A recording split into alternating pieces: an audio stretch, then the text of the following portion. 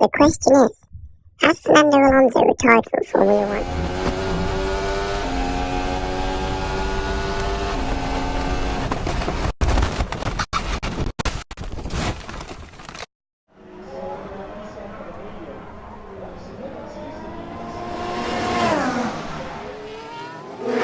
Is he okay? Yeah, Alonso Fernando is fine.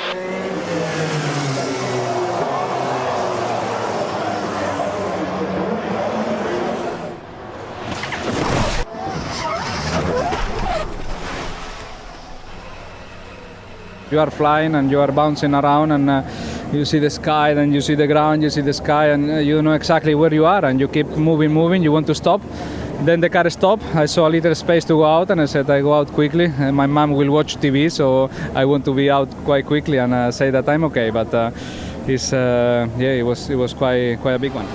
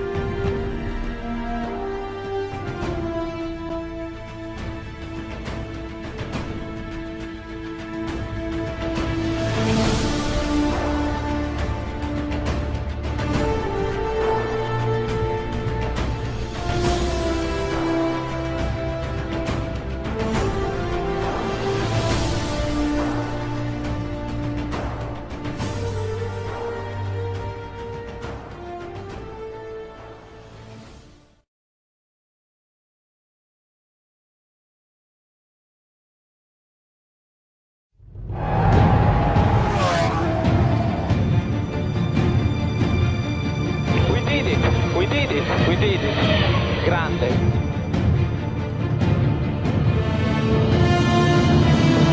Avanti Fer, avanti!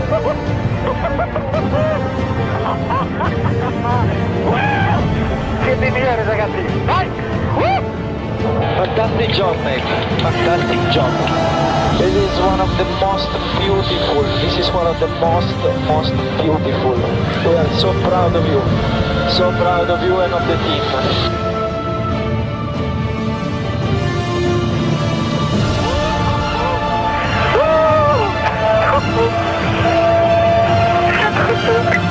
Tanta roba, tantissima, bravissimo, bravo. This is very nice, very nice.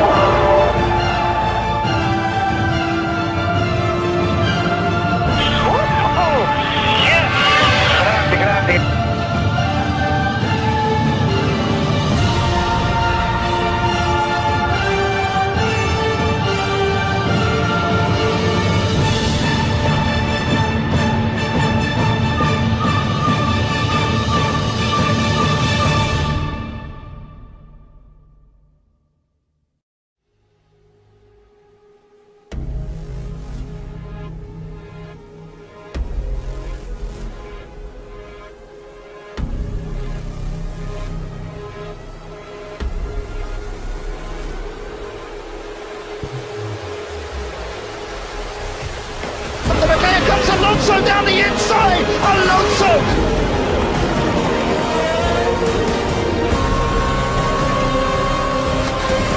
Not much more speed coming out of 5, but can he take it anyway? Yes, he can!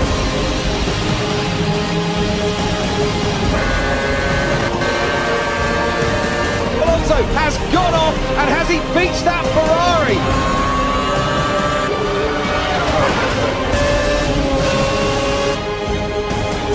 Now Alonso squirrel!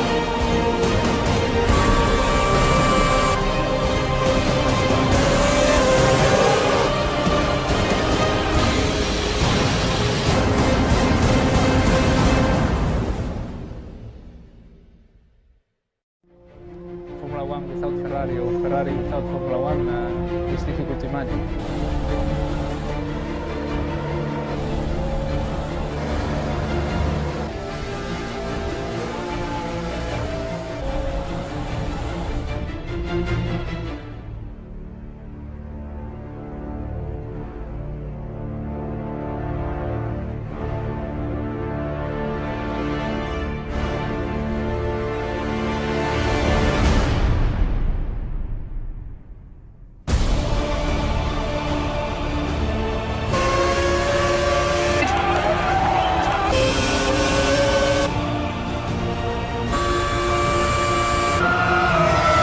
Can he go around the outside? Almost on the grass, a little look at... Beautiful, beautiful. Alonso gets alongside.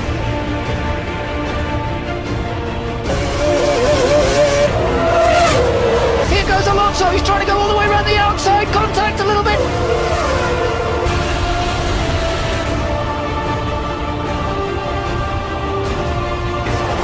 But now Alonso well placed on his... But no, he can't hold it, and Alonso is going to go past again.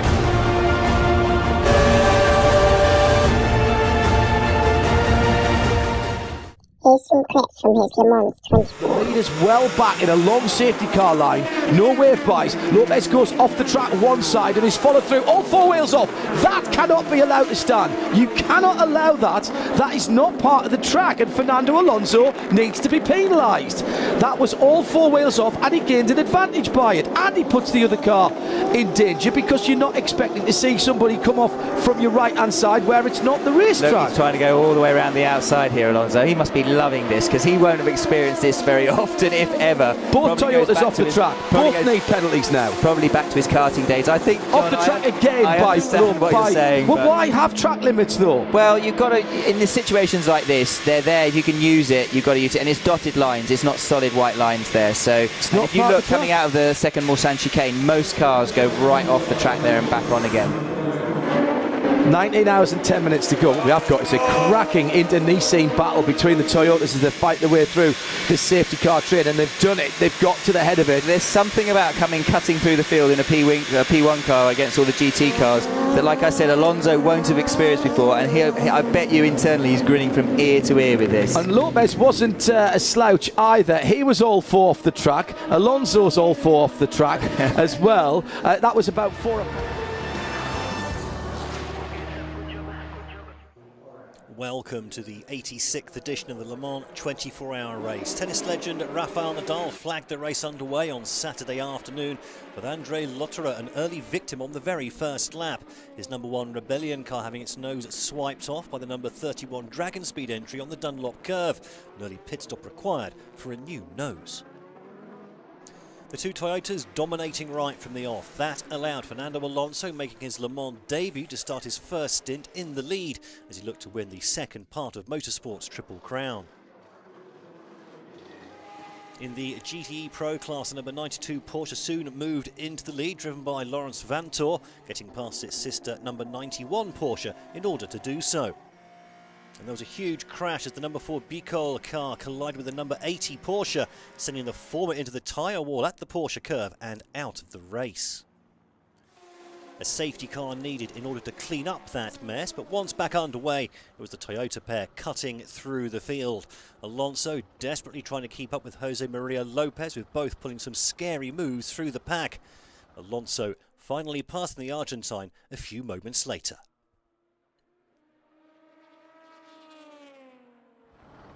into the night, and the action just kept on coming. The number 17 SMP racing car, driven by Matevos Isakian, sitting pretty in third place until that spectacular shunt. The Russian even tried to restart, but a fire soon put a stop to that. With just over 8 hours left, the Toyotas still nose to tail. Kazuki Nakajima driving this time as the number 8 car passed its sister. The number 10 Dragon Speed car extremely lucky here to get back to the pits at all after British driver Ben Haley smashed into the tyre wall at the Porsche curve.